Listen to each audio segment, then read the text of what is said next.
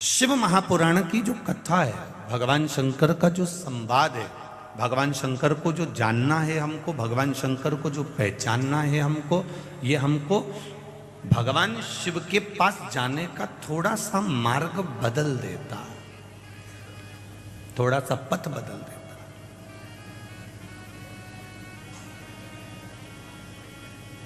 मैंने तेरे ही भरोसे, ओ बाबा तेरे ही भरोसे, हवा बिच उड़ती जावांगी, बाबा डोर हटो छठी नाम में कटी जावांगी, भोले में तेरी पतन, शंभू में तेरी पतन।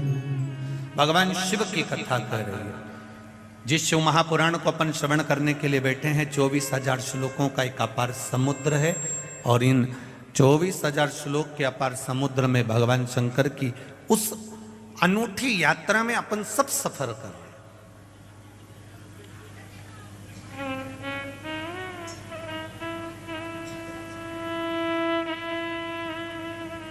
और उस यात्रा का जो सुख है, उस यात्रा का जो आनंद है, वो अपने आप में एक अविरल आनंद है। कथा कह रही है,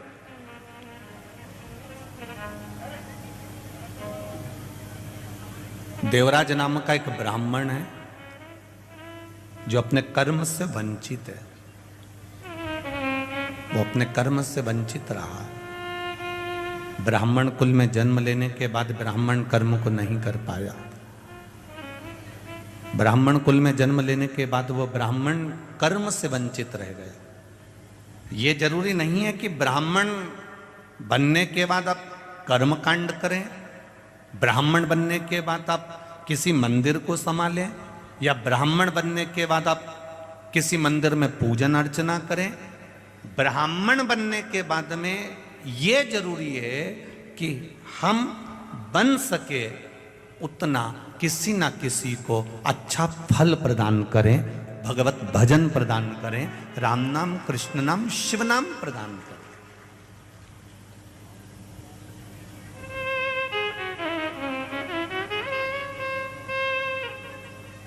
जितना बन सके हम अच्छा देने का प्रयास करें, क्योंकि ब्राह्मण मार्गदर्शक भी होते हैं। पर देवराज नाम का जो ब्राह्मण था, इसने एक गलती करी, और वो गलती बड़ी विचित्र थी। खुद के लिए अगर थोड़ा बहुत जो कमा रहा था, खुद के लिए ला रहा था, वो खुद का जो लेकर आ रहा था, उसमें तो उसको सुख मिल रहा था। पर जब वो गलत संगत में पड़ गया, वैश्यावृत्ति में, जुए में, मांसाहार में, मदिरा पान में, गलत गलत जगह पर जब वो पड़ गया, तब उसको धन की अधिक जरूरत पड़ने लगी। और जब धन की अधिक जरूरत पड़ने लगी तो वो धन लाने के लिए आतुर हुआ। अच्छा, पहले भी कथा में काज फिर कह रहे हैं आप लोगों से, पेट भरने की जवाबदारी मेरे भोलेनाथ जी की है, क्योंकि जन्म उसने दिया है तो मृत्यु भी वो देगा, और पेट उसने दिया है तो भरेगा भी वही। पेट भरने की जवाबदारी देवाधिदेव महादेव की है, पर तुम्हारे घर की पेटी भरने की जवाबदारी देवाधिदेव महादेव की नहीं। अब पेटी अगर तुम्हें भरना है तो तुम अपने हिसाब से भर सकते हो। थोड़ा छल कर कर, थोड़ी बेईमानी कर कर, थोड़ा कपट कर कर, कोई थोड़ी बहुत निंदा आदि कर कर, थोड़ी बहुत किसी की प्रशंसा कर कर, थोड़ा बहुत कहीं ना कहीं किसी ना किसी रूप में पेटी अगर बनना हो तो बात दूसरी है कि आप पेटी भरना चाहते हो।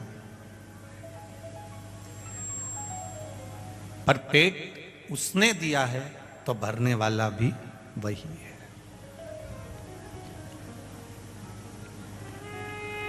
देवराज स्वयं जब तक कमाता था, खुद के लिए कमाता था और ईमानदारी से कमाता था। पर जब वेश्यावृत्ति में पड़ने लगा, गलत काम में पड़ने लगा, तो उसको धन की दुगनी जरूरत पड़ने लगी। और धन की जब उसको दुगनी जरूरत पड़ी, तब उसने चोरी करना प्रारंभ करा।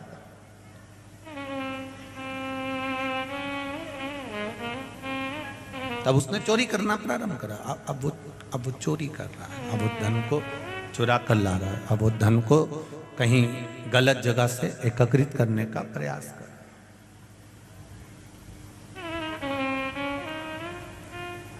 शिव महापुराण की बात कथा एक बात और कहती है,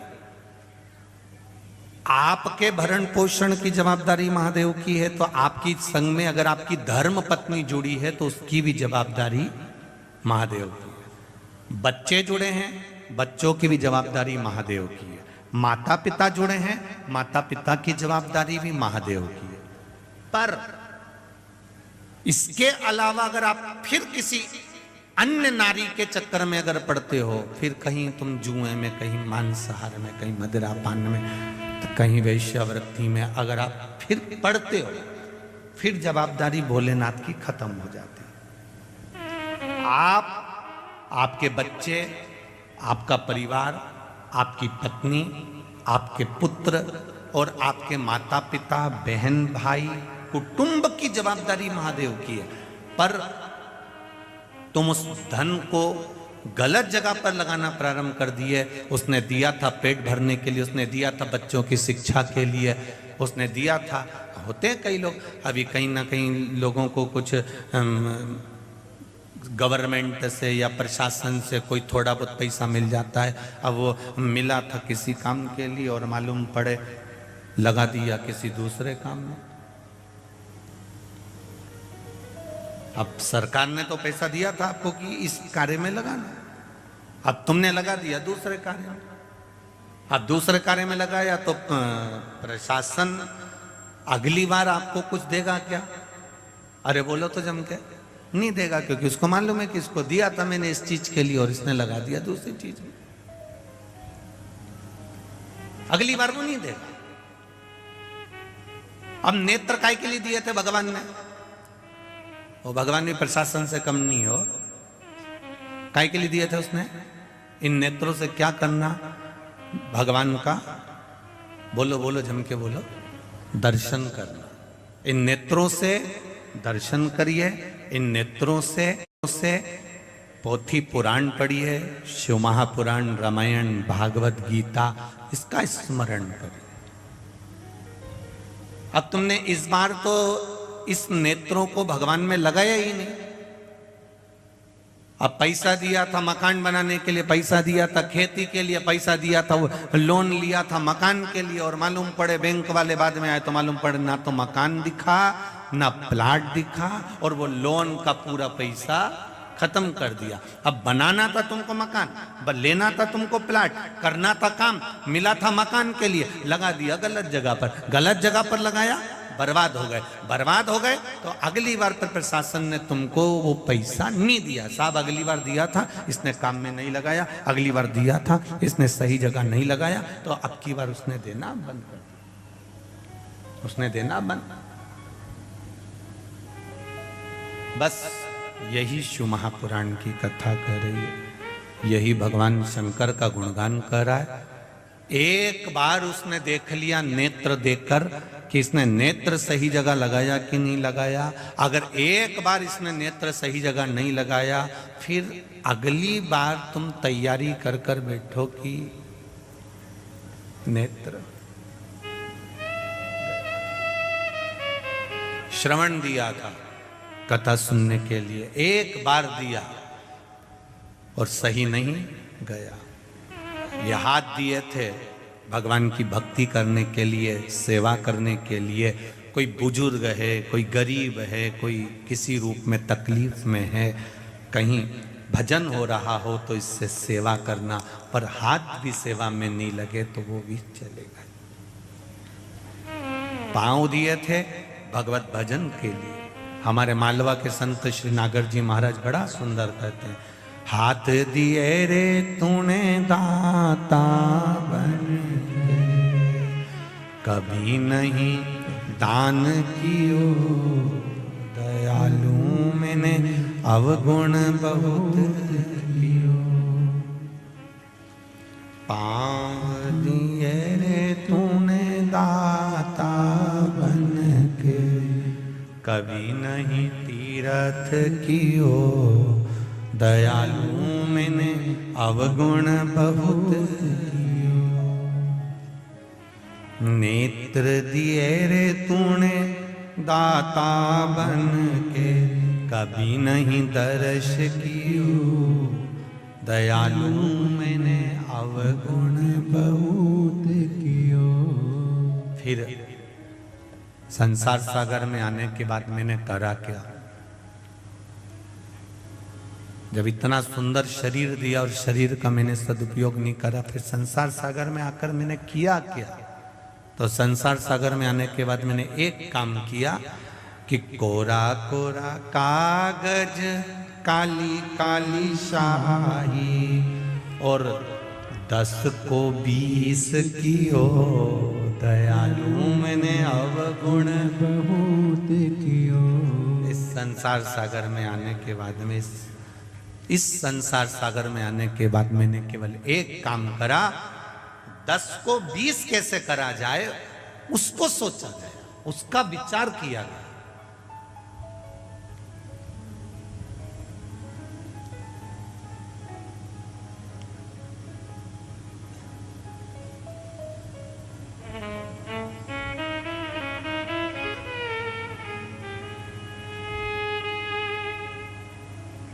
ब्लड की जांच कराने पर मालूम पड़ जाता है कि बीमारी कौन सी है।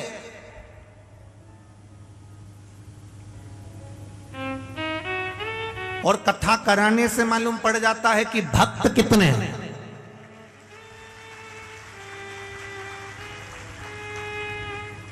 ब्लड की जांच कराने से बीमारी का पता चल जाता है और शुभ महापुराण की कथा करवाने से, राम कथा, कृष्ण कथा, भगवान की अविरल भक्ति की कथा कराने से यह पता चल जाता है कि इसके हृदय में भाव कितना, इसके हृदय में, इसकी चित्तवृत्ति में परमात्मा का भजन कितना।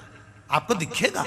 7 दिन आप भी यही हो, हम भी यही हैं। कई कई ऐसे हैं 7 दिन सुबह 7 बजे से 6 बजे से यहाँ जगह संभाल कर बैठे रहेंगे, और कई ऐसे रहेंगे 1 बजेगी तब 10 मिनट पहले घर से निकलेंगे, 4-5 को दरवाजे पे परेशान करेंगे, 8-10 को रास्ते में परेशान करेंगे, तब अपनी गाड़ी बढ़ाते हुए, ठोकते हुए, परेशान करते हुए प्रशासन के लोगों को, चाहे पुलिस प्रशासन के हो, चाहे समिति के लोग हों, चाहे जो सेवा कर रहे हैं उनको हो, 50 बार अपनी दबेदारी दिखाकर तब जाकर अंदर जाके बैठेंगे। कभी इनके जैसा तब कर कर देखो, 5 बजे से 6 बजे से 7 बजे से। जरा देखो, बैतुल वालों के लिए कथा नहीं है। हम कहेंगे बैतुल वाले अगर कथा के पंडाल में नहीं आ सकते हैं तो एक बार रात को आकर इन भोलेनाथ के भक्तों का दर्शन कर कर जाना कि इनका भाव कितना शुद्ध है। ये दिखावे से नहीं आते, ये केवल 2 रोटी मिलेगी, पड़े रहेंगे, नींद भी मिली तो भी आपसे कहने नहीं जाएंगे कि हमको भूखे हैं या भोजन। आपको हर 2-3 घंटे में कुछ चाहिए। ये सवेरे 7 बजे से जगह संभाल कर बैठते हैं, रात तक केवल 7 बजे से जगह संभाली, 1 बजे कथा चालू हुई। अब विचार करना, 7 बजे से 1 बजे तक का समय, उठते हैं, नहाए, वापिस आकर बैठ गए। एक जैसे बैठे, क्योंकि दूसरा महापास में बैठा है तो लेट भी नहीं सकते, ना आड़े हो सकते। एक जैसे बैठे हैं, एक आसन से बैठे हैं, इंतजार कर रहे हैं 1 बजे का। 1 बजे कथा चालू हुई, 4 बज जाएगी। जब आप देखना 5-5:30 बजे आकर देखना, तब इनको थोड़ा बहुत लेटते हुए नजर आओगे। रात्रि होगी, भोजन करा, भजन करा, रात को 1-1:30 बजे तक इनके भजन कीर्तन चलते रहते हैं। फिर सुबह हुई, प्रातः में स्नान करा, फिर भजन में लग जाते हैं। 24 घंटे श्री शिवाय नमस्तुभ्यम जप रहे हैं। हमने तपस्वी का दर्शन करा। कोई कहता है हम संतों का दर्शन करते हैं, कोई कहता है हम नर्मदा जी के घाट पर परिक्रमा करने वालों का दर्शन करते हैं, कोई कहता है हम उसका दर्शन करते हैं, कोई कहता है हम साधु का दर्शन करते हैं, कोई कहता है हम तपस्वी का दर्शन करते हैं। हम कहते हैं ये भी तपस्वी से कम नहीं, ये साधु और सन्यासी से कम नहीं, जो बैठकर भगवान शिव का गुणगान कर रहा है, भगवान शिव की अविरल भक्ति को धारण कर रहा है।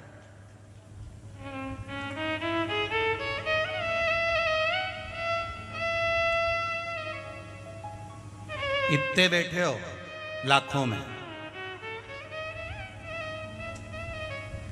ये कईयों के पत्र आए और ये पत्र और भी पढ़े, बेटा शुरुआत है, कईयों के आए। आप भी कथा सुन रहे हैं और ये भी कथा सुन रहे हैं। 2 अंतर इसके अंतर्गत में, एक अंतर का विशेष ध्यान रखना। जितनी देर सुनना है, दिल से सुनना, घर से चलो तो कहकर आना मुझे शिव महापुराण की कथा सुनने जाना है, मैं आराम से जहाँ जगह मिल जाएगी वहाँ सुनूंगी और भगवान की अविरल भक्ति को धारण करूंगी।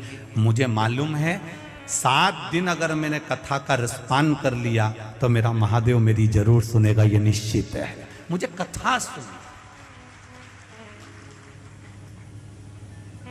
मुझे दूसरे की व्यथा नहीं सुनना, मुझे कथा सुनना, मुझे अविरल भक्ति को धारण करना, मुझे परमात्मा का भजन धारण करना।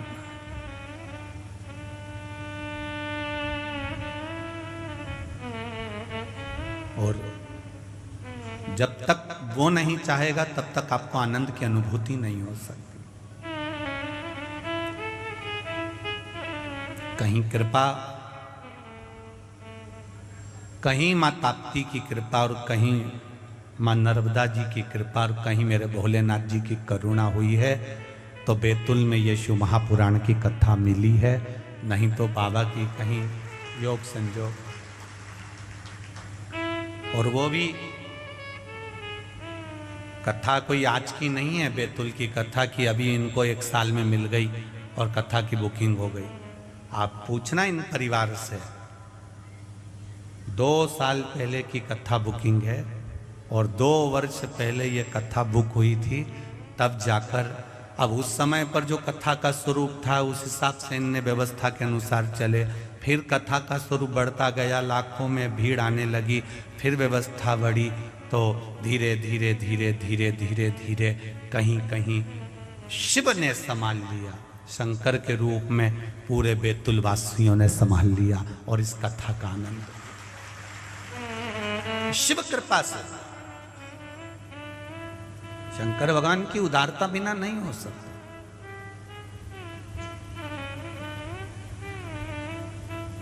शिव कथा कह रहे हैं।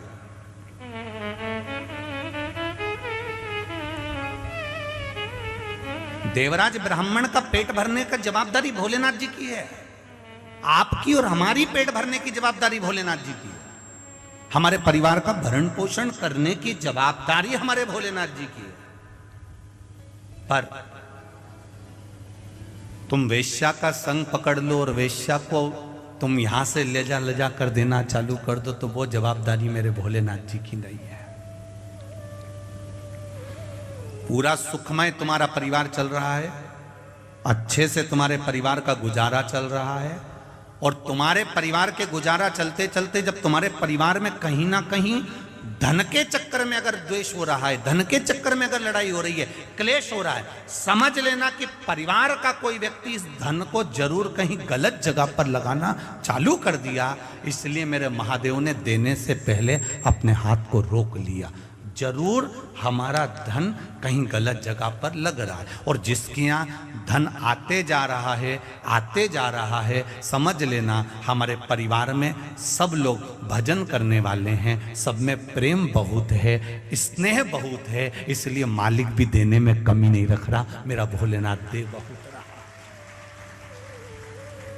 जब कहीं धन की कमी दिखे, जब कहीं संपदा की कमी दिखे, जब कहीं तुम्हें लगे कि धन कम हो रहा है, हमारा पैसा हमको कहीं ना कहीं कम दिख रहा, व्यापार कम हो गया, कमाई कम हो गई, तो समझ लो कि कुछ ना कुछ वो पैसा गलत जगह पर जाना चालू हो गया, वो धन गलत जगह पर जा रहा है।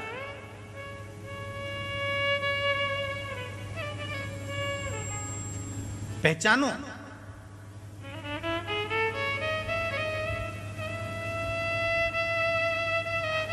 गाय, लक्ष्मी और बेटी,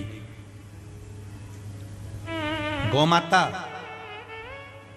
लक्ष्मी और बेटी, ये 3 जब गलत जगह पर जाती है तो देने वाले को रोना पड़ता है। गाय तुमने ब्राह्मण को दी, कोई दादाजी चले गए, दादी जी चली गई, कोई डोकरा डोकरी निपट गया और तुमने दे दी ब्राह्मण को। ब्राह्मण लेकर गए गौ माता को, जब तक गौ माता ने दूध दिया उसको संभाल कर रखी, फिर बाद में मालूम पड़े वो गाय तीसरे को दे दी, तीसरे से चौथे को गई, चौथे से पांचवे को गई, वो बाद में गाय कसाई के हाथ में पहुंच गई। गौ माता जब कसाई के हाथ में पहुंची तो कटते समय जब रोती है तो बद्दुआ देती है। वो बद्दुआ न ब्राह्मण को लगती है न किसी दूसरे को लगती है। जिसने संकल्प छोड़ा था गौदान का वो बद्दुआ उसको लगती है कि तूने मुझे दान दिया था तो मैं गलत जगह कैसे पहुंच गई।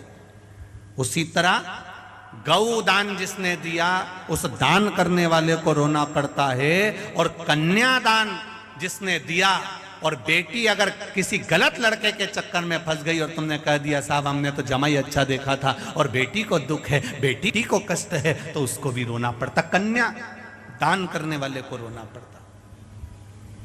2 कन्यादान वाले कितने रोए हैं जरा विचार करिए इस ताप्ती शिव महापुराण कथा। एक दक्ष प्रजापति और दूसरे नंबर पर थे विश्वकर्मा जी।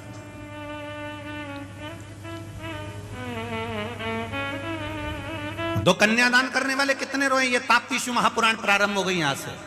2 कन्यादान वाले कितने रोए हैं अगर उन रोने वालों का स्मरण करा जाए तो एक है दक्ष प्रजापति और दूसरे हैं विश्वकर्मा जी। भगवान विश्वकर्मा और प्रजापति दक्ष, ये जो जितने रोए हैं इनके बराबर कन्यादान करने वाला क्यों? दक्ष प्रजापति को रोना इस बात का आया मैंने बेटियों का विवाह करा, मैंने अपनी बेटी का विवाह ये चंद्रदेव के साथ में करा, और चंद्र मेरी केवल एक बेटी को चाहता है और बाकी की बेटियों का अपमान करता है।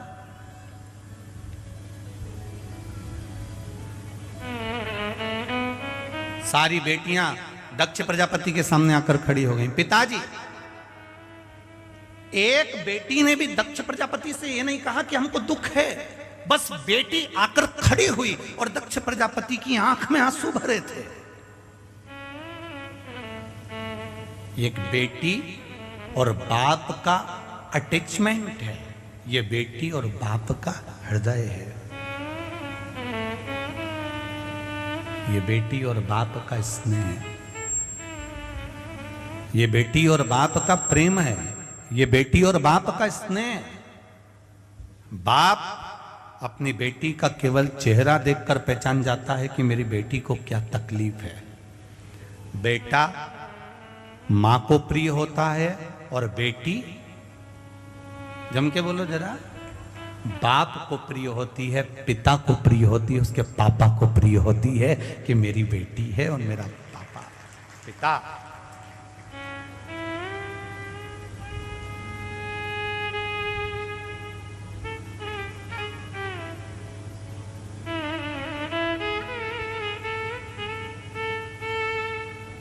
मायके का मतलब मालूम होता है सबको?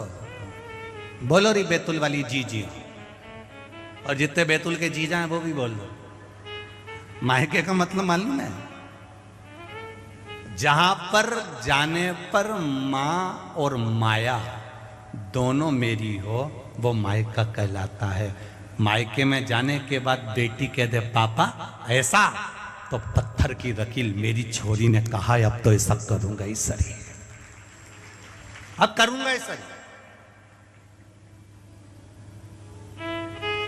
मां मेरी माता ने जो कहा है मैं उसके अनुसार करूंगा।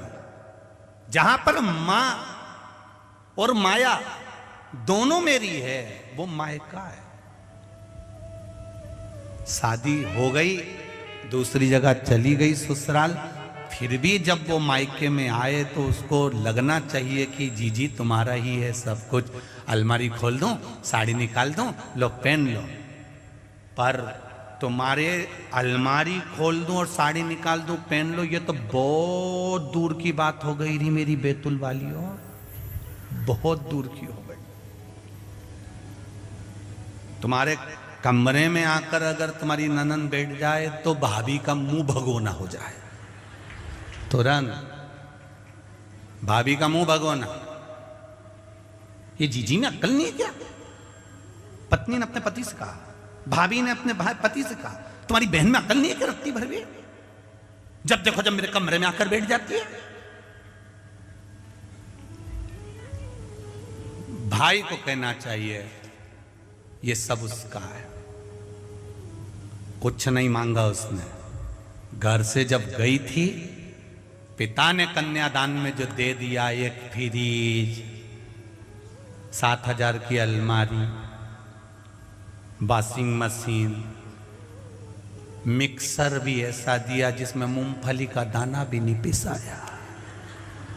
ये सब जो दिया था, थोड़ा बहुत सामान और देकर एक बार में विदा कर दिया था।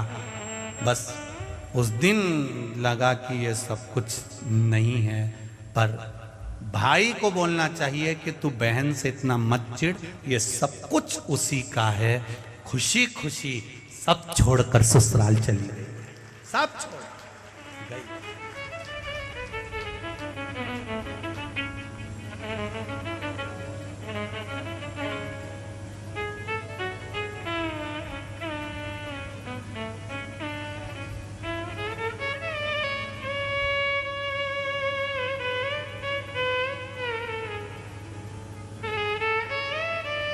सब छोड़ दिया।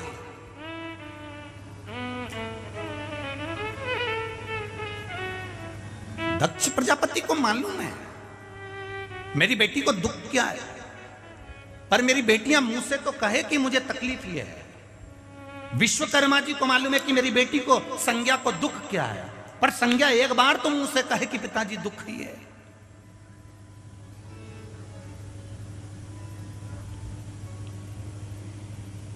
संज्ञा कौन? सूर्य नारायण भगवान की पत्नी।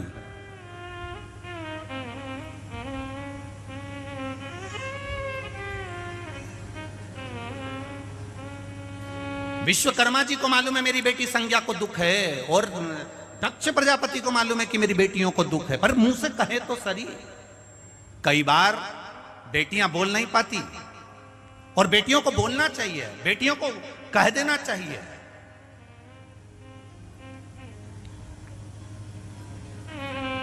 और पिता का प्रेम किसको कह सकते हैं, पिता की करुणा किसको कह सकते हैं?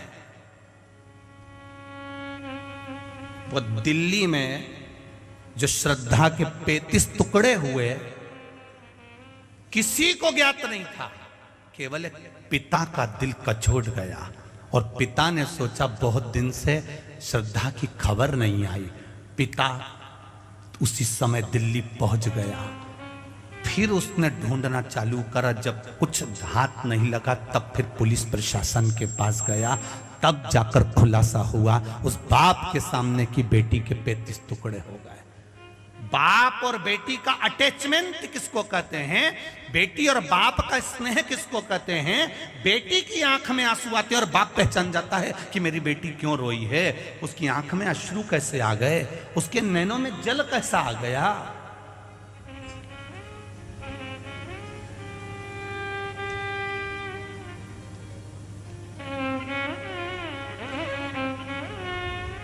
इसलिए हम बार बार कहते हैं फैशन और व्यसन, इन दो चीजों से बचने का कार्य करिएगा। ज्यादा फैशन में पड़ोगे तो भी बर्बाद हो जाओगे, और ज्यादा व्यसन में पड़ोगे तो भी बर्बाद हो जाओगे। फैशन भी तुमको बर्बाद कर देगा और व्यसन भी तुमको बर्बाद कर देगा। एक जरा सा कहीं धूम्रपान कर लिया, कहीं तंबाकू खा लिया, कहीं मदिरापान कर लिया, कहीं मांसाहार कर लिया, कहीं वैश्यावृत्ति कर ली, कहीं जुआ खेल लिया, फैशन भी बर्बाद करेगा और व्यसन भी बर्बाद कर देगा। इन दोनों से बचने का प्रयास करिए। जिसके घर का धन फैशन और व्यसन में दोनों में जा रहे हैं, चालू हो जाए, समझ लो धीरे धीरे कुछ ना कुछ गड़बड़ी होना प्रारंभ हो गई। करो, हम कभी मना नहीं करते तुम फैशन मत करो, तुम्हारी मर्जी पड़े जैसा कपड़ा पहनो। अभी तो तुम यहां से फटी हुई पहनते हो, तुम पूरी फटी हुई पहनो तो कोई दिक्कत नहीं है। पर निवेदन है, फैशन और व्यसन में अगर तुम्हारा धन जा रहा है, व्यसन में, मांसाहार में, मदिरापान में, जुआ में, वृक्षावृत्ति में, गलत काम में तुम्हारा धन जा रहा है, तो बहुत दिन का ठिकाना तुम्हारा नहीं है। और फैशन में अगर तुम ज़्यादा पढ़ने लगे हो तो भी तुम्हारा कोई ठिकाना नहीं है। गलती थी, एक गलती को अपना मानो, सुधारो।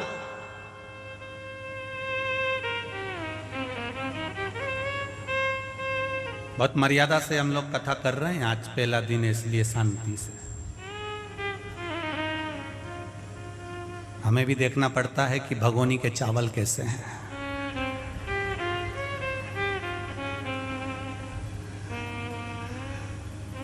क्यों बात रही जी, सही है, देखना पड़ता है कि चावल कैसा है हो।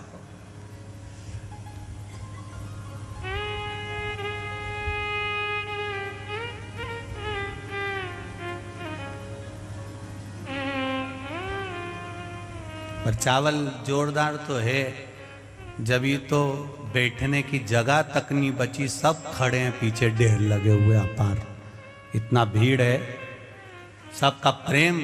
ये समझ में आता है कि आप लोगों की भक्ति बड़ी प्रबल है, भाव बड़ा प्रबल, हृदय।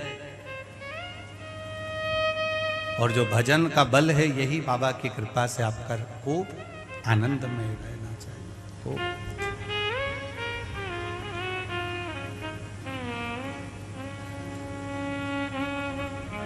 महाराज शिव कथा कह रही है, भगवान शंकर की करुणा कर रही है। पिता पुत्री का मुख देखकर पहचान जाता है तकलीफ क्या है। दक्ष प्रजापति को भी रोना आया अपनी बेटियों को देखकर, और विश्वकर्मा भगवान को भी रोना आया था अपनी बेटी को देखकर, संज्ञा को देखकर, आंखों में जल भरा हुआ था।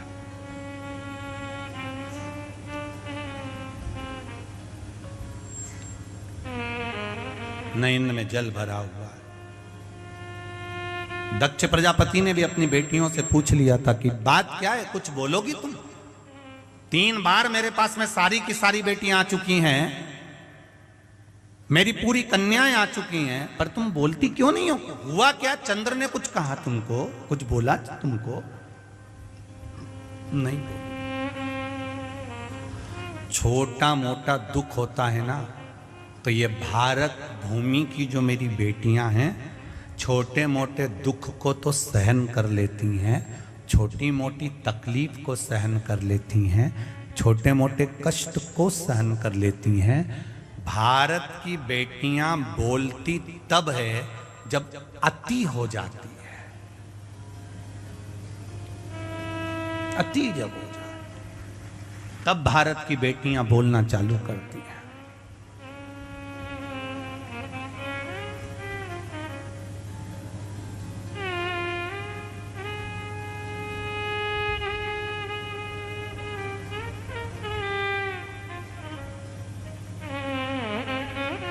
बोला कन्याओं ने कि ये चंद्रदेव जो हैं, हमारे पति जो हैं, केवल एक रोहिणी को चाहते हैं, बाकी किसी को नहीं चाहते। जो प्रसंग यहां आकर अड़ा था, वो प्रसंग विश्वकर्मा जी के सामने आकर खड़ा हुआ था। जब संज्ञा छोटी थी, विश्वकर्मा जी की बेटी जब छोटी थी, सूर्य के तपन में खेला करती थी। सूरज की किरणें पड़ रही और संज्ञा उसमें खेल रही। आपका बच्चा धूप में अगर खेल रहा है तो आप के मन में करुणा आएगी कि नहीं आएगी? आप बोलोगे, ए छोरा चल अंदर, हे बाबू चलो अंदर, बहुत तेज गर्मी पड़ रही है, बहुत तेज धूप पड़ रही है, चलो अंदर चलो जरा। इतनी धूप में नहीं जाते, बाहर चक्कर आ जाते हैं, इतनी धूप में नहीं जाते। सूर्य की किरण अपार पड़ रही है और वहां संज्ञा खेल रही है, विश्वकर्मा जी की पुत्री खेल रही है।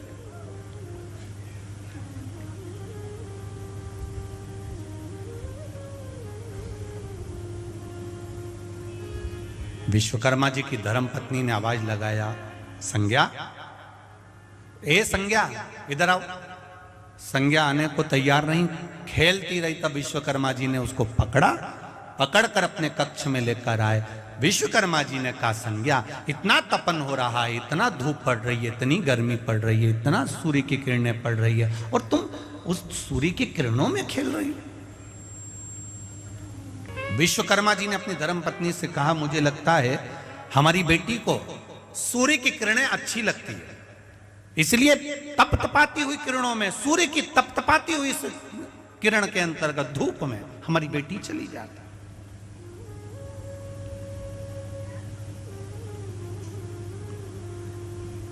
धीरे धीरे बेटी बड़ी हो गई, संज्ञा बड़ी हुई।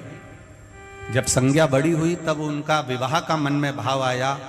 तब संज्ञा को लेकर विश्वकर्मा जी पूरे ब्रह्मांड में घूम रहे हैं हाथी पर बिठाकर कि मेरी बेटी को मैं ब्याहना चाहता हूं और इसके लायक जो वर होगा मैं उससे विवाह करूंगा। आपसे भी निवेदन है, अगर तुम्हारी बेटी पढ़ी लिखी है तो उससे दुगना पढ़ा लिखा उसका वर होना चाहिए। तुम्हारी बेटी विद्वान है तो उससे दुगना विद्वान उसका वर होना चाहिए। रामचरितमानस तक में वर्णन आया है कि सीता मैया की विद्वत्ता से दुगना विद्वान राम जी को ढूंढा गया था। सीता जी ने उल्टे हाथ से धनुष को उठाया था मात्र 6 वर्ष की आयु में, और जनक जी ने मन में संकल्प ले लिया था कि इसका पति वो होगा जो सीधे हाथ से धनुष को उठाकर चढ़ाकर तोड़ देगा, बेटी उससे ब्याह दूंगा। सीता 6 वर्ष की आयु में अगर धनुष को उठा सकती है तो इसका पति वो हो जो इस धनुष को उठाकर तोड़ दे तो बेटी को ब्याह। अब विद्वत्ता देखी गई, विद्वान पद देखा गया कि सीता से दुगना विद्वान उनका पति राम होना चाहिए। उसी तरह विद्वत्ता यहाँ देखी जाती है कि विश्वकर्मा जी ने विचार करा कि मेरी बेटी का विवाह किसके साथ करूं, कोई अच्छा लड़का ढूंढ लेता हूं, इससे विद्वान होना चाहिए। अब मेरी बेटी इतनी धूप में सूर्य की किरणों में तप करती है, सूर्य की किरणों में बैठी रहती है, तो इसका पति वो होना चाहिए जो इस सूर्य की किरण से भी ज्यादा तप में लीन हो।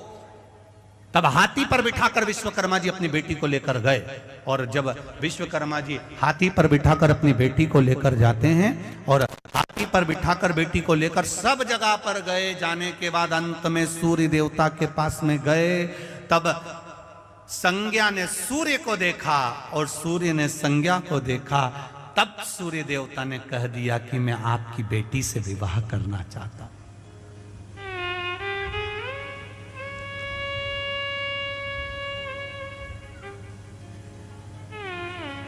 क्या आपकी बेटी से मैं विवाह कर सकता हूं? संज्ञा ने पिताजी की ओर देखा और पिताजी की ओर देखकर पिताजी ने कहा, संज्ञा ये सूर्य नारायण आपसे विवाह करना चाहते हैं, आप विवाह को तैयार हो?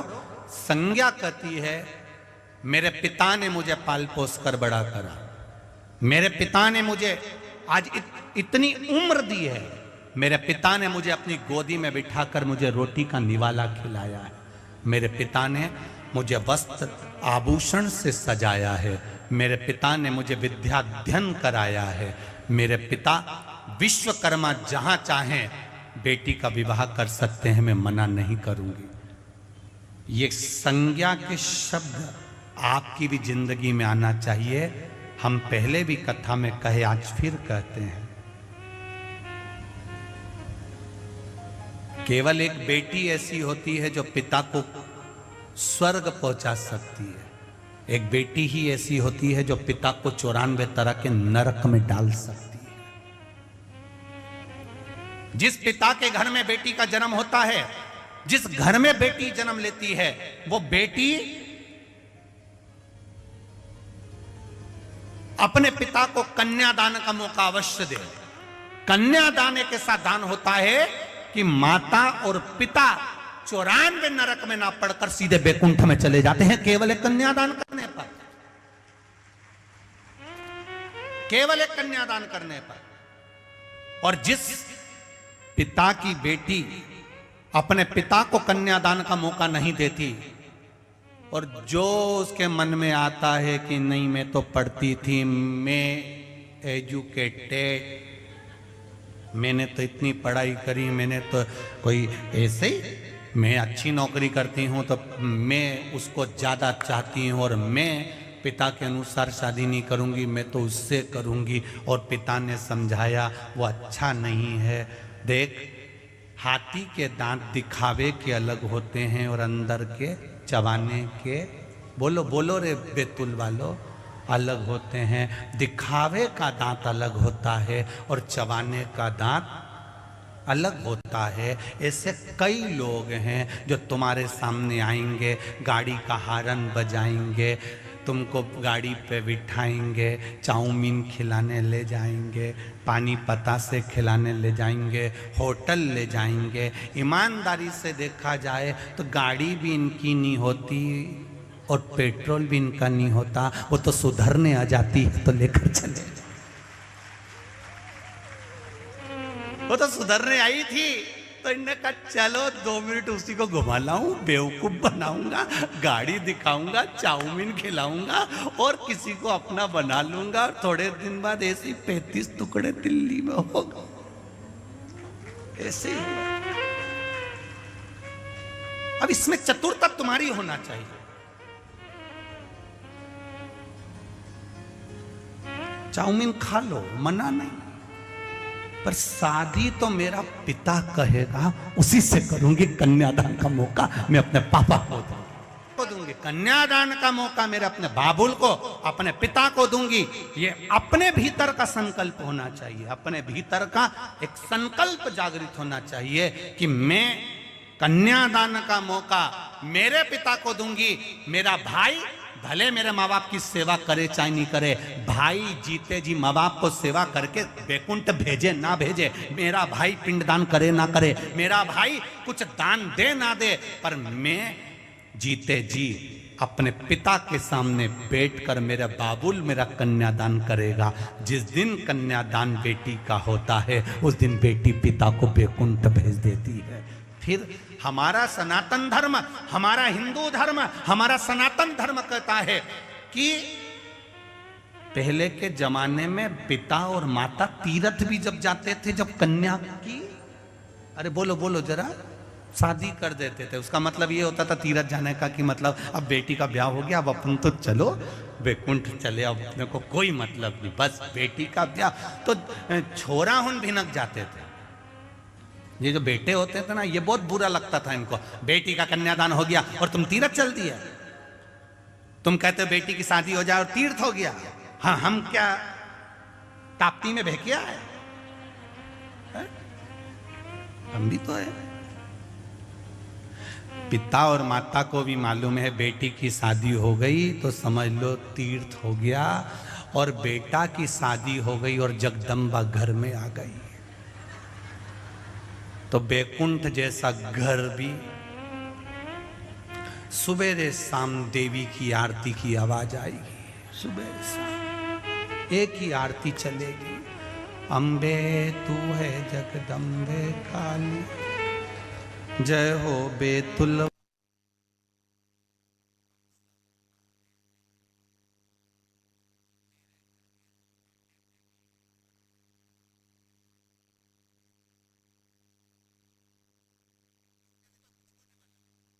कहीं उधर से आवाज, कहीं उधर से आवाज।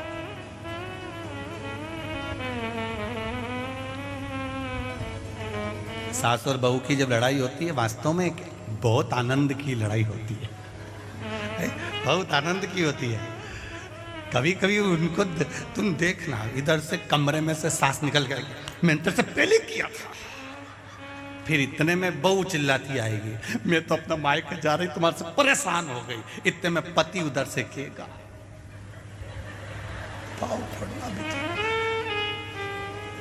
ये मंदिर में जो घंटा टंगता है ना बीच में, बस वो स्थिति जीजाओं की है, वो स्थिति।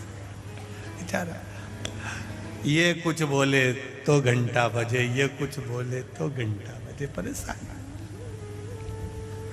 थोड़ा नियमता में, आनंद में, सुख में कन्यादान का मौका दो अपने माता पिता को, जीवन सार्थक होगा। कहा संज्ञा से विश्वकर्मा जी ने कहा, बेटी सूर्य नारायण भगवान मांग रहे हैं आपको, कन्यादान कर दूं?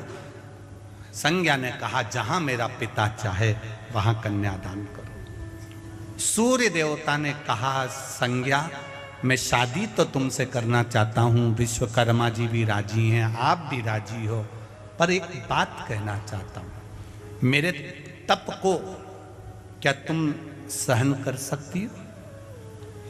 कितनी तेज किरण है मेरी, कितना प्रकाश है मेरा, कितनी तपन है मुझ में, क्या तुम उस तपन को सह सकती हो?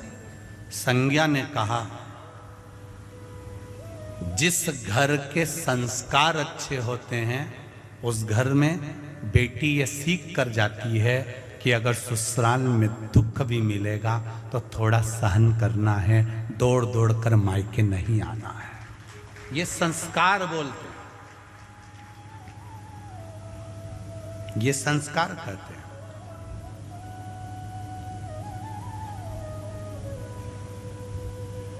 विवाह पक्का हो गया, संज्ञा की शादी भी हो गई सूर्य नारायण भगवान से। क्या जोरदार विवाह हुआ, खूब जोरदार। अब जैसे दक्ष प्रजापति के पास में दक्ष प्रजापति की बेटियां आई थी, उसी तरह संज्ञा एक दिन अपने पिता के पास में आ गई। संज्ञा आई पिता के पास और जाओ अपने पिता के पास दिल से जाओ। एक बेटी जैसे अपने पिता के पास में जाती है, एक बेटा जैसे अपने पिता के पास में जाता है।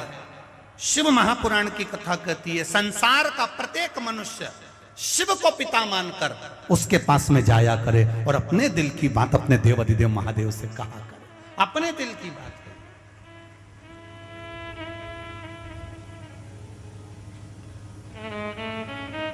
अपने हृदय की बात कहे।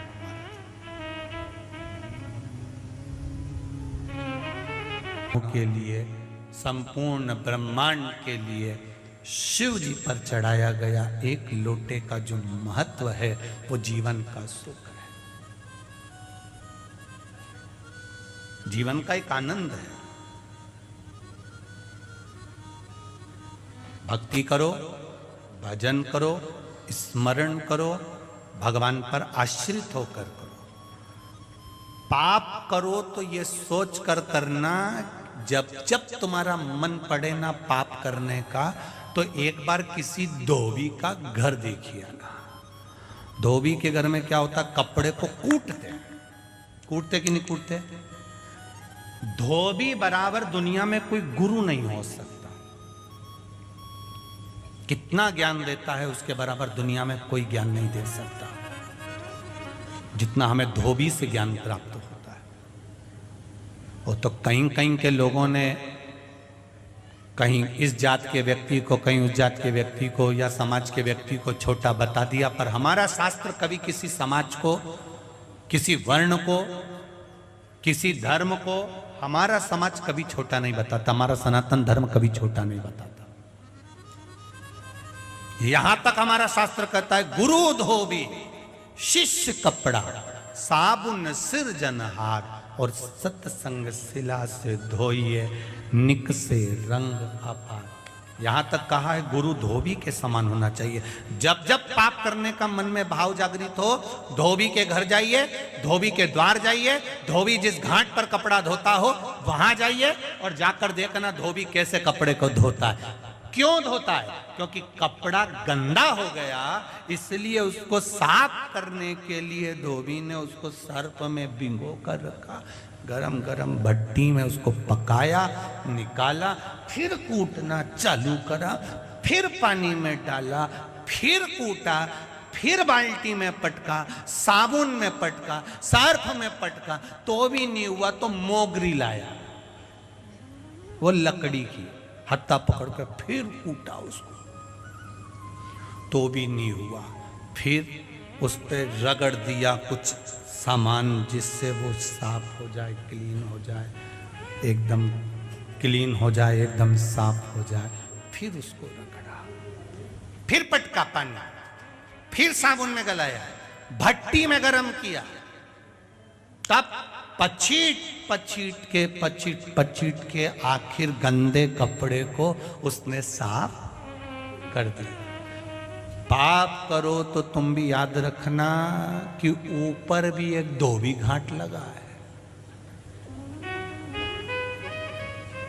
नीचे कपड़ा गंदा होता है तो धोबी धो के साफ कर देता है, और कपड़े की दशा देख लेना कैसा कूटता है, पछीटता है, गलाएगा। या धोबी के आने जाओ तो तुम्हारी वॉशिंग मशीन में देख लेना,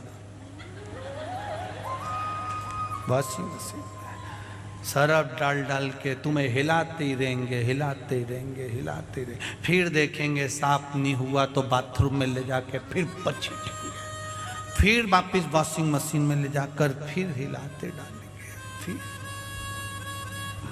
बस ऊपर भी लगी है एक वॉशिंग मशीन। देख लिया इसने खूब गलत काम किया है, खूब चोरी करी, खूब निंदा करी, खूब मदिरा पान मांसाहार वेश्यावृत्ति जुआ, खूब गलत गलत काम करे, लोगों को तकलीफ पे तकलीफ दी। भगवान ने भी कह दिया आन दो इस कपड़े को ऊपर, आन दो, धोएंगे जम के।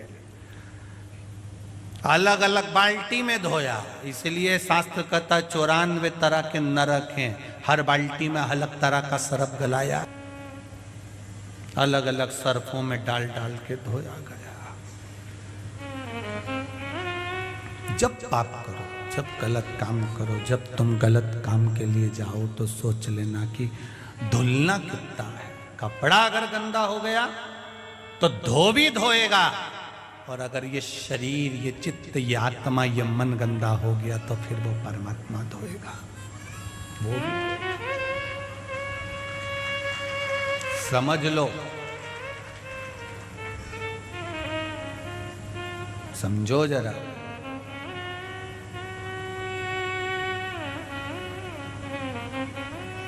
शिव कथा कर रहे, संज्ञा देवी पति के साथ में निवास करने लगी।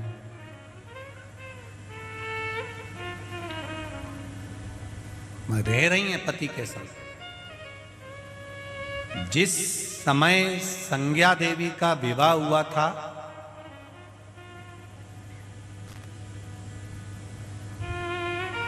उस समय सुंदर जलवृष्टि का समय था, तो सूर्य की तपन नहीं मालूम पड़ी,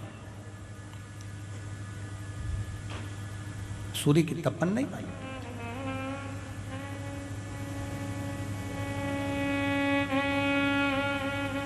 गर्भ से एक बेटे मनु ने जन्म ले लिया।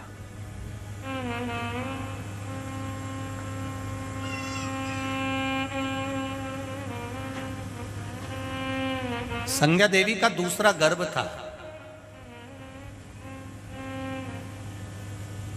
और तेज सूर्य की किरणें, गर्मी का समय, प्रचंड सूर्य की किरणें थी।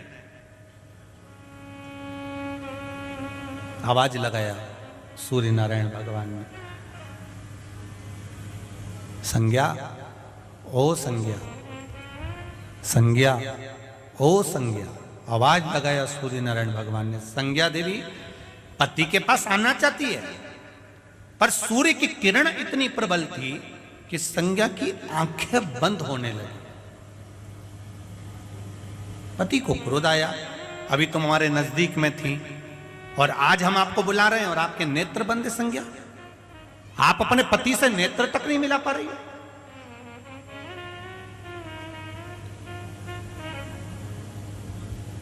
संज्ञा कहती है स्वामी, आपका तेज, आपका तप, आपके किरणों का तेज इतना प्रबल है कि मैं आपसे नयन नहीं मिला पा रही।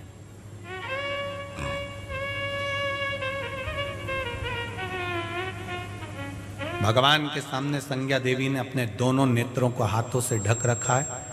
गर्भ में जो संतान है, जो विराजमान है, नेत्रों को बंद कर रखा है, हाथों से ढक रखा है। तो सूर्य नारायण भगवान को थोड़ा सा क्रोध आ गया कि अपने पति के सामने खड़ी होकर भी अगर तुम नेत्र बंद कर रखो तो ये श्रेष्ठता नहीं है।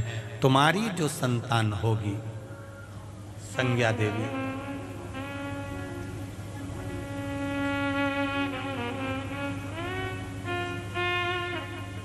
कालदंड को धारण करने वाली हो।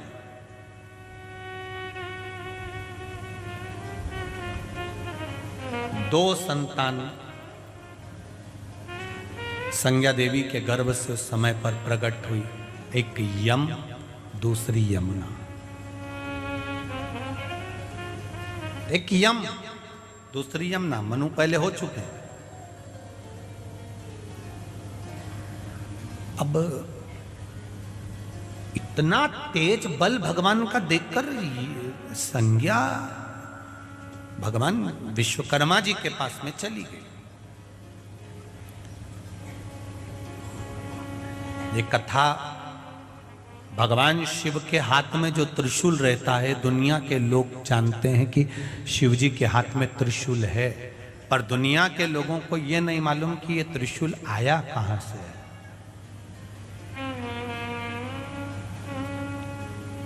इस त्रिशूल को बनाने वाला कौन है, इस त्रिशूल को लाने वाला कौन है, यह त्रिशूल आया कहां से? भगवान नारायण के पास में भगवान शिव का जो सुदर्शन चक्र है वो आया कहां से? उसको लाने वाला कौन है? यमराज के पास में जो कालदंड है वो कालदंड आया कहां से?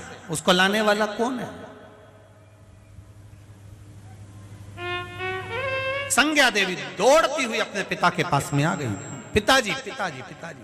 बैठी मौन थी, चुप। उसके मुख से कोई शब्द नहीं निकल रहा था। वो एकदम मौन हो गई, चुप हो गई, स्थिर हो गई। मौन, चुप, स्थिर। पिता विश्वकर्मा ने ध्यान दिया, मेरी बेटी क्यों चुप बैठी है, आखिर कारण क्या है? क्या कारण है?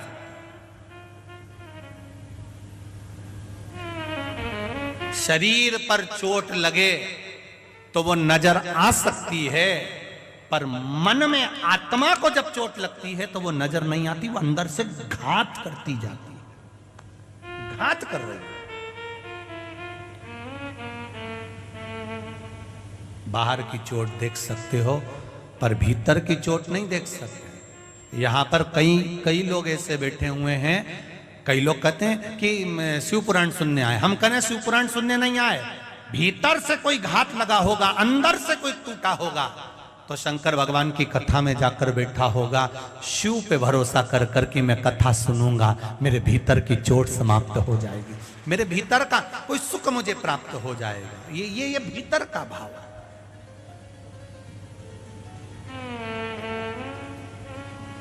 एक पत्र में किसी ने लिखा है कि गुरुजी, हमने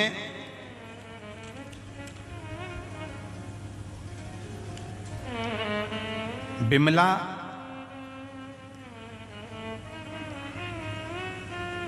बोबड़े मुल्ताई की निवासी हूं। कहीं बैठी हैं क्या? कहीं बैठी हो तो हाथ हिलाइएगा, कहीं बैठी हो तो हाथ जरूर हिलाइएगा। अच्छा इधर हैं क्या? ठीक है, दोनों हाथ हिला दो। श्री शिवाय नमस्तुभ्यम। हाँ, दोनों हाथ हिला दो एक बार। बिमला बोबड़े मुल्ताई की निवासी हूं। गुरुदेव, बेटे की शादी को 4 साल हो गए थे। मैंने सभी डॉक्टरों से इलाज करवाया, पर डॉक्टरों ने एक ही शब्द कहा था कि इनके यहाँ संतान का सुख नहीं हो सकता कुछ प्रॉब्लम के कारण। 2 बार IVI कराया पर वो भी सक्सेस नहीं हुआ। आखिरी में ये मान लिया था कि संतान नहीं होगी, पर एक कथा में आपका स्मरण करा, एक बार मोबाइल पर कथा सुन ली और उसमें आंकड़े की जड़ का प्रयोग और पशुपति व्रत का महत्व बताया। बाबा की गुरुदेव कृपा हो गई। मैं शिव जी को यहाँ पर प्रणाम करने के लिए आई हूँ, नमन करने के लिए आई हूँ, भगवान शंकर को नमन करने प्रणाम करने के लिए आई हूँ कि बाबा ने मेरी बहू की झोली भर दी और उसका 6ठा महीना चल रहा है। मैं बाबा को धन्यवाद देने आई हूँ। शिव, बैठिए बहन, बैठिए। शिव पुराण कर रही है, भगवान शंकर का संवाद कर रहा है, शंकर की कथा कर रही है, शिव महापुराण की कथा करी कि दिल से, चित्त से, मन से, वृत्ति से हम जिस भाव में भगवान को भजते हैं, भगवान उस भाव में हमें प्राप्त हो।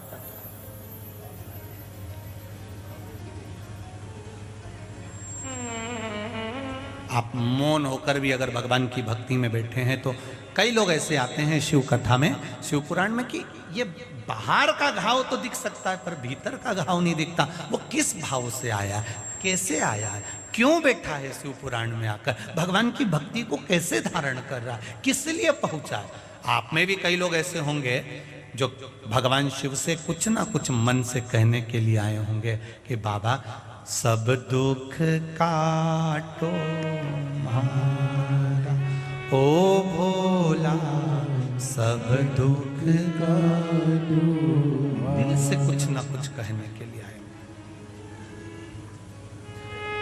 शिव महापुराण की कथा कहती है, आप अगर एक क्षण भी भगवान के पास में जाकर बैठे हो, भले आपने कुछ कहा नहीं, पर शिव उसको स्वीकार कर लेते हैं। अभी बड़ोदरा की कथा में कहा था कि सरस्वती जी को भगवान शंकर ने ज्ञान दिया और सरस्वती जी ने शिव जी से कहा कि मैं क्या आपको गुरु मंत्र में दूं, मैं आपको क्या गुरु दीक्षा में दूं, आप बताओ कि गुरु दीक्षा में मैं आपको दूं क्या। शंकर भगवान ने कहा केवल सरस्वती एक काम कर, मेरे दरवाजे पर जाकर बैठ जा। जो मेरे मंदिर के अंदर प्रवेश करे, जो मेरे शिवालय में प्रवेश करे, जो शिव के दरवाजे पर आए, वो भले कुछ ना बोले, पर उसके हृदय की बात तुम मुझे बता देना, बस इतनी कृपा करना।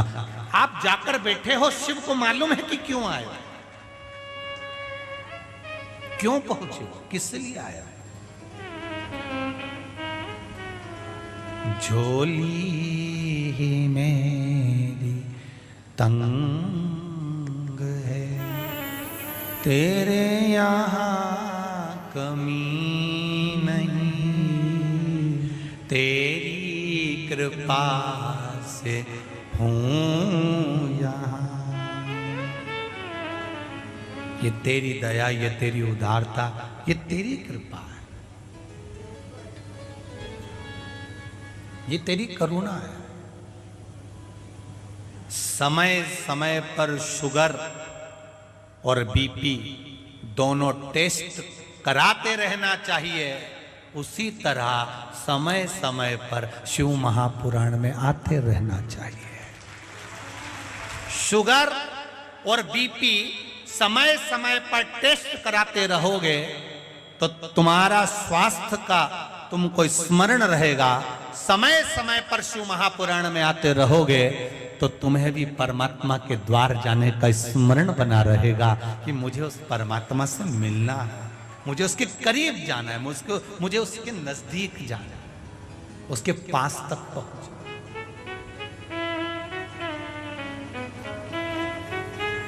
महाराज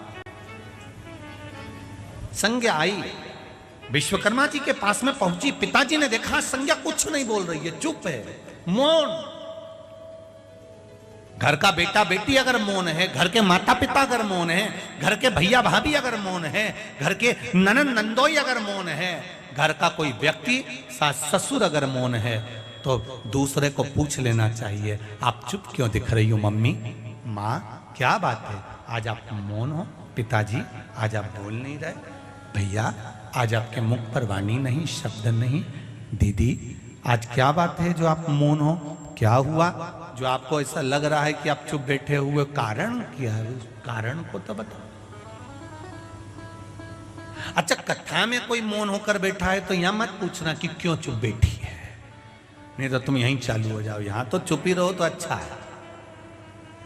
भगवत भजन वैसे तो देखा बैतूल में अभी कथा में, आज सुबह जब कथा चालू हुई, जब से अभी तक ये देखने को मिला, एकदम साइलेंट, एक सुई भी गिर जाए तो मालूम पड़ जाए कि कहाँ गिरी है, इतने प्रेम से आप लोग कथा सुन रहे हो। बस यही भाव है आपका हृदय, ये भगवान शिव के प्रति आपका प्रबल विश्वास, दृढ़ता और भरोसा यही होना चाहिए, विश्वास। संज्ञा तू मौन क्यों है, तेरे चुप रहने का कारण क्या है, तू चुप क्यों है, क्या कारण है कि तू चुप है। संज्ञा ने कहा पिताजी बस मेरे मन की एक बात है, अभी तक तो नहीं कह पाई हूं, पर आज मैं आपसे कहना चाहती हूं, आज आपके सामने निवेदन करना चाहती हूं, कुछ बोलना चाहती हूं, बोल संज्ञा। संज्ञा ने कहा पिताजी मेरे पति सूर्य नारायण का तेज बहुत प्रबल, इस कारण मैं उनके सामने जाकर खड़ी नहीं हो पाई तो उन्होंने मुझे श्राप दे दिया।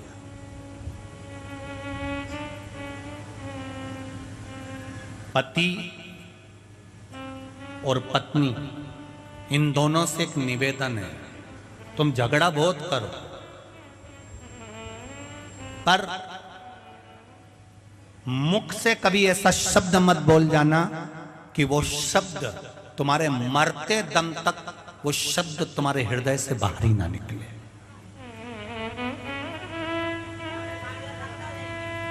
ऐसा शब्द मत बोल।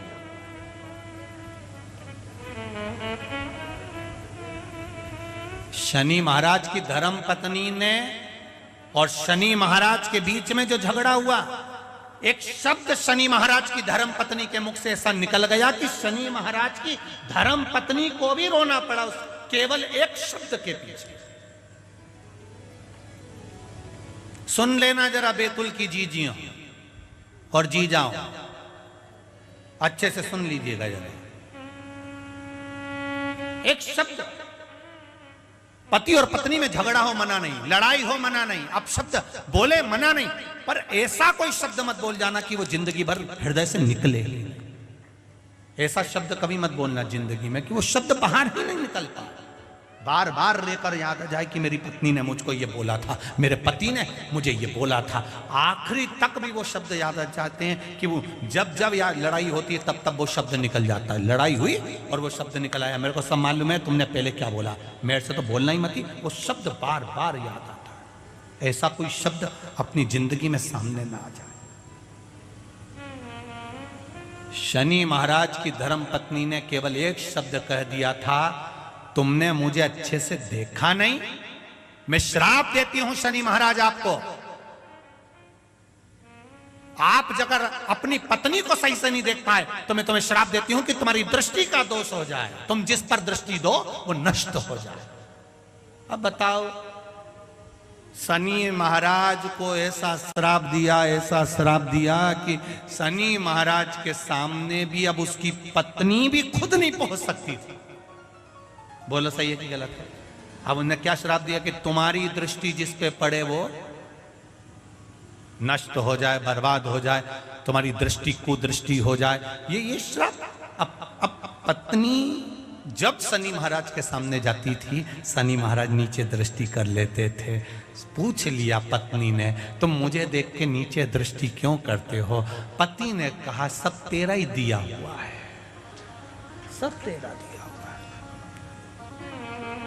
तूने ही कहा किसी पर दृष्टि दोगे और वो बस नष्ट।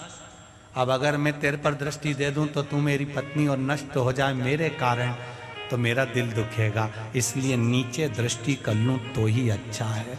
अब अपनी पत्नी को भी सही से नहीं देख सकते, पत्नी को इसका दुख था कि मेरा पति मुझे नहीं देख सकता, मेरी जरासी केवल एक जिभ्या से मैंने क्या बोल दिया। तो कभी कभी पति पत्नी में झगड़ा हो मना नहीं, पर ऐसा झगड़ा मत कर लेना कि तुम उसका मुंह नहीं देख पाओ और वो तुम्हारा मुंह नहीं देख पाए। ऐसा झगड़ा मत करना। झगड़ो, लड़ो, पर अदालत तक मत जाओ। वहीं प्रेम की लड़ाई में, प्रेम के साथ में वो लड़ाई झगड़ा समाप्त हो जाए,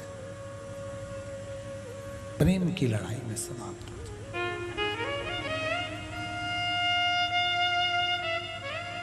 अब शनि महाराज को ज्यादा दुख होगा कि उसकी पत्नी को ज्यादा दुख होगा? बोलो बोलो जरा जम के बोलो रे, बोलो रे बैतूल वाले।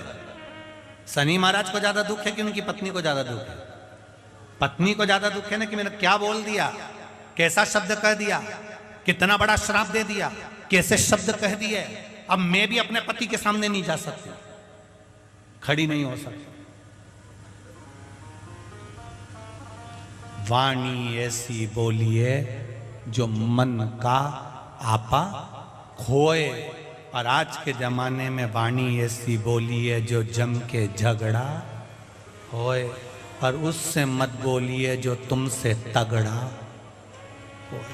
वाणी बोलो, पर ऐसी वाणी बोलना जिससे अपने हृदय चित्त में, अपने आनंद में, अपनी भक्ति में, अपने भाव का आनंद सुख प्राप्त हो सके। वाणी का सुख मिल सके।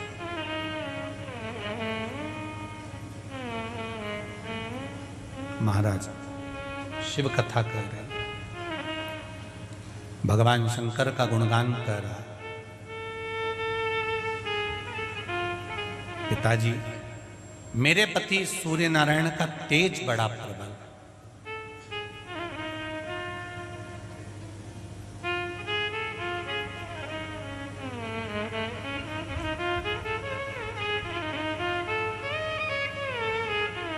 कई माताएं कहती है मेरा पति सुनता ही नहीं है।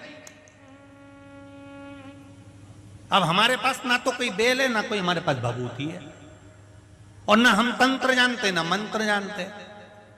अब सियोर वाला महाराज तो बता नहीं सकता मेरा पति सुनता ही नहीं है। फिर किसी महाराज के पास पहुंच गई, मेरा पति सुनता ही नहीं। उनने कह दिया ले या ये बेल ले जा, ये भभूति ले जा, ऐसा कर लेना, ऐसा कर लेना, और वो उनके चक्कर में पड़ गई और पति को सुधार रही है पर खुद नहीं सुधर रही। अरे जिस महाराज के यहां गई उस महाराज को बोलना था ये बेल तू बांध लेना, पति को मत बांधना, वो तो सुधरा है बेचारा। अगर वो सुधरा हुआ नहीं होता तो तेरे से पहले वो मेरे पास आकर कहता कि मेरी पत्नी को अच्छा कर दो, पर तू आई, वो नहीं आया है। तू आई है, वो नहीं पहुंचा है। कुछ कर दो, ऐसा कुछ कर दो महाराज इसका मुंह बंद हो जाए। अब महाराज से पूछो तो उनकी घरवाली का तो खुद ही मुंह बंद नहीं हो रहा, वो क्या दूसरे का करेगा। अपना व्यवहार चेंज करिए, अपने व्यवहार को बदलिए। श्री कृष्ण भगवान की मैया का नाम था यशोदा। यश ददाती इति यशोदा। दूसरे को यश दोगे तो तुम्हें यश मिलेगा, तुम दूसरे को अपयश दोगे तो अपयश मिलेगा। तुम दूसरे से मीठी वाणी में बोलोगे तो दूसरा भी तुमसे मीठी वाणी में बोलेगा। तुम गाली दोगे तो दूसरा भी तुमको गाली देगा। तुम दिन भर चिड़चिड़ चिड़चिड़ करोगे तो सामने वाला व्यक्ति भी तुम पर चिड़चिड़ करेगा। तुम अच्छा दो तुम्हें अच्छा मिलेगा, तुम मीठा दो तुम्हें मीठा मिलेगा। जैसा तुम होगे सामने वाला व्यक्ति वैसा मिलेगा। नीले कलर का चश्मा लगाओगे तो नीला दिखेगा, पीला लगाओगे पीला, काला लगाओगे काला। जैसा चश्मा तुम्हारी आंखों पर चढ़ा होगा सामने वाला व्यक्ति वैसा नजर आएगा। तुम्हारे भीतर कपट होगा तो सामने वाला कपटी नजर आएगा। तुम्हारे भीतर धर्म होगा सामने वाला धार्मिक नजर आएगा। तुम्हारे भीतर चोर होगा सामने चोर नजर आएगा। तुम्हारे भीतर कपट होगा सामने वाला कपटी नजर आएगा। तुम्हारे भीतर अच्छा होगा तो अच्छा नजर आएगा। दुर्योधन को सब बुरे मिलते थे और युधिष्ठिर को सब अच्छे मिलते थे, क्योंकि दृष्टि का दोष था। अच्छा देखो, अच्छा देखने का प्रयास करो। यहां पर भी लोग आएंगे कथा सुनने के लिए, कुछ लोग तो अच्छा देखने आएंगे। महाराज ने क्या कथा सुनाई, क्या बोला, व्यवस्था कैसी थी, कैसे लोग आए हैं, इनको भोजन मिला कि नहीं मिला, पंडाल में कैसी व्यवस्था थी। अच्छा लिखने वाला अच्छा लिखेगा, अच्छा देखने वाला अच्छा छाटेगा। और कई कई लोग ऐसे भी आएंगे जो सबसे बस बुराई निकलवाते रहेंगे। बेचारों उनको धूप में खड़ा कर दिया, बाहर लोग खड़े थे, बैठने की व्यवस्था नहीं थी, उन्होंने अपने वालों को बिठा लिया, उनने ऐसा कर दिया, उनने बस अच्छा छाटो अच्छा मिलेगा, बुरा छाटोगे बुरा। हमारे बैतुल की कथा है, ये किसी एक बत्रा परिवार की या ये 5 जजमान की कथा नहीं, ये बैतुल नगर की, ये धर्म नगरी की कथा है, ये राजनीति की कथा नहीं है। ये मां ताप्ती की कथा है, ये धर्म नगरी है बैतुल, कोई साधारण नहीं। इस बैतुल के आसपास में घूमकर देखना, चारों तरफ शंकर ही शंकर मिलेंगे, महादेव मिलेंगे, कभी ये महादेव कभी वो महादेव कभी वो महादेव। पूरे बैतुल के आसपास घूमकर देखकर आना, हर जगह पर महादेव के मंदिर मिलेंगे। और पूरे बैतुल में जितने राम जी के मंदिर नहीं, जितने हनुमान जी के मंदिर नहीं, उससे ज्यादा बैतुल के एक एक कोटले पर शंकर बैठा मिलता है। ये बैतुल की धरा है, एक अंकर और शंकर की धरा है बैतुल, धर्म नगरी है बैतुल। यहाँ कोई राजनीति की कथा नहीं, यहाँ धर्म की कथा है। और ये केवल एक परिवार की कथा नहीं, मेरे बैतुल के गौरव की कथा है कि मेरा बैतुल ये है, उसकी धर्म नगरी में। अच्छा देखो, अच्छा बांटो, अच्छा लुटाओ, अच्छा देने का प्रयास करो। आप भी जाते जाते एक क्लिपिंग बनाकर चले जाओ, साहब हमारे बैतुल में इतने लोग आए, इनसे मिलो, इनकी सेवा करो, इनका आनंद लो, और डाल दो यूट्यूब पे कि मेरा बैतुल मेरा गौरव है, मेरा बैतुल मेरा आनंद है। यहाँ की धरा माँ ताप्ती की कृपा से चलती है और कोई साधारण नहीं है माँ ताप्ती। अभी तो ताप्ती जी के बहन भाई की कथा पूरी नहीं आई, तो ताप्ती जी की क्या है।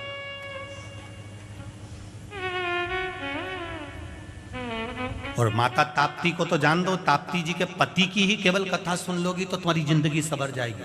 अपनी बेटी को तो जाने तो, पहले जमाई कोई सुन लोगी ना तो जीवन सवर गया। केवल माता ताप्ती के पति की कथा, कितना कितना तप करा था माता ताप्ती के पति देवता ने, कितना घोर तप, हजारों वर्ष का। कोई साधारण तप करा?